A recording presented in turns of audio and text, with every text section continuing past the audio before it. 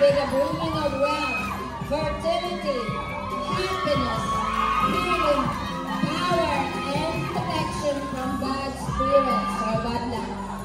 Punay is credible lalaki symbol in the Visayan culture.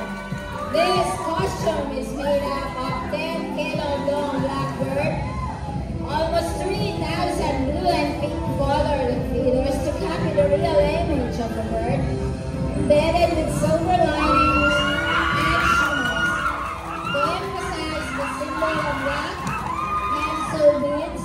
Epic real essence of Dinuguan Festival is to be courageous, fearless, empowered like the bird of Punay.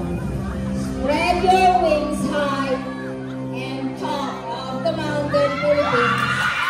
This is your candidate number 3, Madeline Campos, representing